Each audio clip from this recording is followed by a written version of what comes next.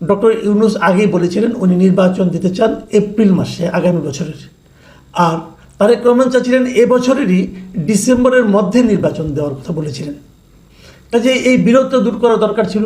আমি নিজেও এটা নিয়ে এর আগে একাধিক কন্টেন্ট করেছি এবং আমার যে প্রস্তাবটা ছিল সেটা হলো যে এটা নিয়ে যদি বিরোধ আরও সামনের দিকে চলতে থাকে সেটা ভালো কোনো ফল আনবে না।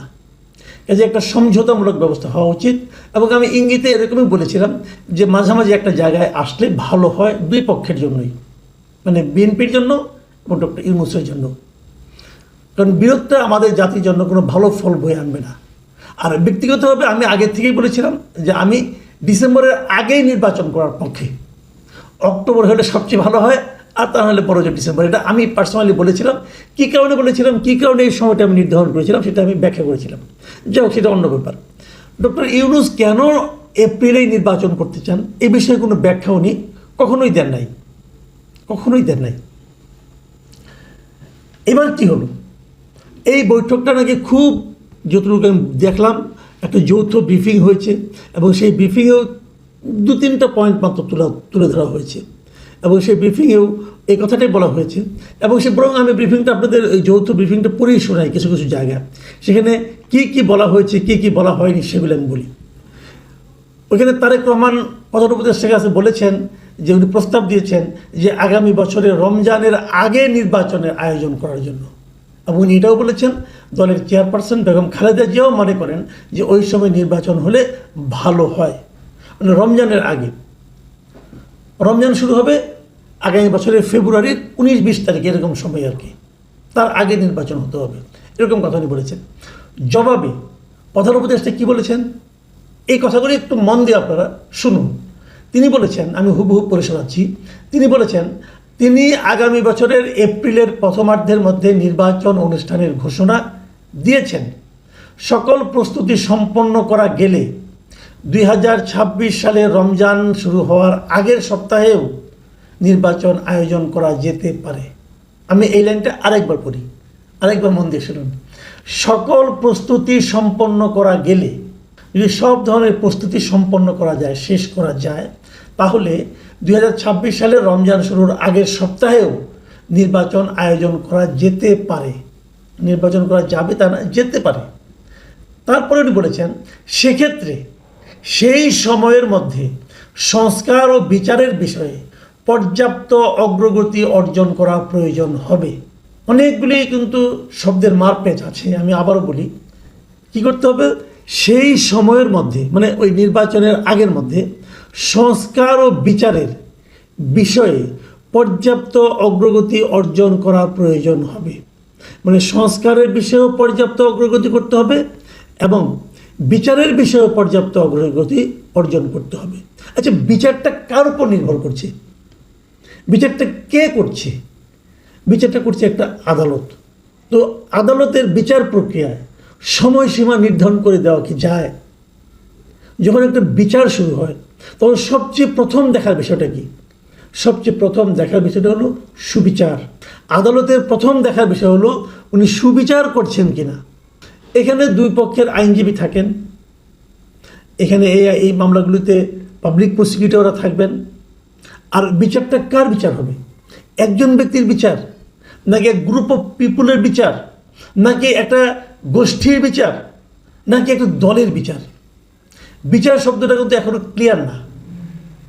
আপনারা কার কার বিচার করবেন?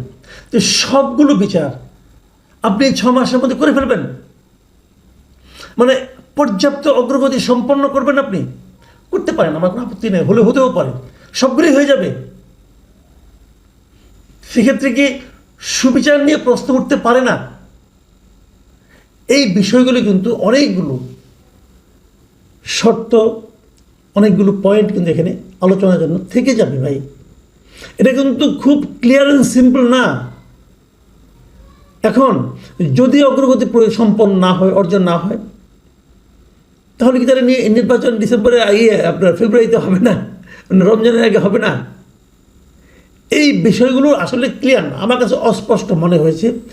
তো সমস্যা নেই কেন?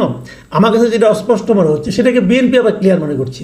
কারণ বিএনপির তারপরে যে যৌথ একটা সাংবাদিক সম্মেলন হয়েছিল, সংবাদ সম্মেলন হয়েছিল, সেই সংবাদ সম্মেলনে আমি দেখলাম যে বিএনপির পক্ষে আমির খসরু মাহমুদ চৌধুরী সাহেব উপস্থিত ছিলেন এবং উপস্থিত ছিলেন প্রধান উপদেষ্টার প্রেস সেক্রেটারি যিনি শফিকুল আলম, উনি উপস্থিত ছিলেন। আর উপস্থিত ছিলেন দেশের নিরাপত্তা উপদেষ্টা মিস্টার খলিলুর রহমান। আমি না একটা জিনিস ক্লিয়ার না, বুঝতে পারলাম না। সেটা হলো এই আলোচনায়, এই বৈঠকে নিরাপত্তা উপদেষ্টার কাজটা কি? বিদেশের মাটিতে যখন আমি অন্য অন্য দেশের কথা যদি ভাবি, এই ধরনের যখন কোনো আলোচনা হয়, নিজ দেশে দুইজন রাজনৈতিক দলের মধ্যে যে আলোচনা হয়, সেখানে নিরাপত্তা উপদেষ্টার কাজটা কি? উনি কি খুব বড় কোনো পলিটিক্যাল ফিগার? আমাদের দেশের রাজনৈতিক অঙ্গনে ওনার কি ব্যাপক গ্রহণযোগ্যতা? Why security adviser? এই কথাটাকে আপনারা খেয়াল করেছেন?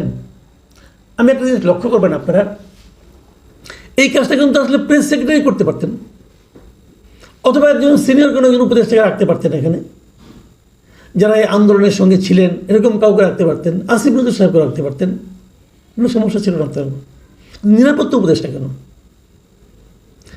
একটা অদ্ভুত সফর ছিল ডক্টর ইউনূসের। ইংল্যান্ডে গিয়েছেন, কী করেছেন, নিজে একটা ব্যক্তিগত পুরস্কার নিয়েছেন, কিন্তু সেখানে আবার দ্বিপাক্ষিক নাকি মিটিং হবে বলেছেন। ব্রিটেনের প্রধানমন্ত্রী ওনাকে দেখা দেননি, আমাদের পররাষ্ট্র মন্ত্রণালয়ের কেউ ওনার সঙ্গে ছিলেন না, নিরাপত্তা উপদেষ্টা ছিলেন কেন? একটা জিনিস খেয়াল করেন, বিএনপির যে প্রধান যে দাবিগুলো ছিল ডক্টর ইউনূস সাহেবের কাছে অনেক আগে থেকে, নির্বাচনের ডেট নিয়ে আরেকটা দাবি কিন্তু বিএনপি করেছিল, যে ইশরাকের ইস্যুকে কেন্দ্র করে তারা এই উপদেষ্টাদের মধ্যে 3 জন উপদেষ্টার বিদায় চেয়েছিলেন, বলেছিলেন এই 3 জন উপদেষ্টাকে সরাতে হবে। এবং খুব ইন্টারেস্টিংলি এটা খেয়াল করা যাচ্ছে, আমি এটা বেশ কৌতুক অনুভব করছি, সেটা হলো ওই তার দাবিটা করার পর 3 জন উপদেষ্টার ব্যাপারে তাদের সেই দাবিটা উচ্চারিত হওয়ার পর থেকে আমি দেখছি বিএনপির সঙ্গে প্রধান উপদেষ্টা যখনই কোনো মিটিং করছেন, এবার 2বার হলো এটা নিয়ে, সেখানে ওই 3 জনের যে কোনো একজন থাকছেন। আগের বার যখন মিটিংটা হলো সেখানে আসিফ মাহমুদ সজীব ভুঁইয়া, মানে সবচেয়ে কনিষ্ঠতম বয়সের দিক দিয়ে, অভিজ্ঞতার দিক দিয়ে তাকে বসিয়ে রাখা হয়েছিল। এবং বিএনপি যে 3 জনের কথা বলেছিলেন তার মধ্যে আসিফ মাহমুদ সজীব ভুঁইয়া ছিলেন, এবং এইবার মিস্টার খলিলকে রাখা হলো। এই খলিলের ব্যাপারেও বিএনপির আপত্তি ছিল। তার মানে বিএনপির যাদের ব্যাপারে আপত্তি তাদেরকে এনে বিএনপির পাশে বসিয়ে দেওয়া হয়েছে। তারপরেও আমি দেখলাম আমির খসরু মাহমুদকে জিজ্ঞাসা করা হলো, একজন সাংবাদিক প্রশ্ন করলো, আপনারা কি সন্তুষ্ট? আমির খসরু মাহমুদ চৌধুরী দৃঢ়তা নিয়ে বললেন, নিশ্চয়ই সন্তুষ্ট। উনি কিসে সন্তুষ্ট উনি জানেন। উনি কি খলিলের পাশে বসতে পেরে সন্তুষ্ট, নাকি উনি এই প্রস্তাবের কারণে সন্তুষ্ট, কি আমি জানি না আসলে বিষয়টা কি। তো এখন হয়তো অনেকে প্রশ্ন করবেন, তাহলে শেষ পর্যন্ত আমরা কী পেলাম? শেষ পর্যন্ত বিএনপি কী পেল? দেখুন, বিএনপির প্রাপ্তি আর আমার প্রাপ্তি কিন্তু এক না, আপনার প্রাপ্তি কিন্তু এক না। বিএনপি একটা পলিটিক্যাল পার্টি, আমরা সাধারণ মানুষ, আমরা দেশে একটা খুবই গ্রহণযোগ্য একটা নির্বাচন চাই, এবং নির্বাচনের মাধ্যমে আমরা আমাদের পরবর্তী 5 বছর কে দেশ শাসন করবেন, কে দেশ পরিচালনা করবেন, তাদেরকে বেছে নিতে চাই, এবং আমরা একটা সুবিধাজনক সময়ে একটা নির্বাচন চাই। তারপরেও বিএনপি যেহেতু বড় দল, তাদের সন্তুষ্টি আমাদেরকে স্পর্শ করে, আমরাও সন্তুষ্ট হতে চাই। আমরা চাই বিএনপির এই সন্তুষ্টি যেন নির্বাচন পর্যন্ত জীবিত থাকে।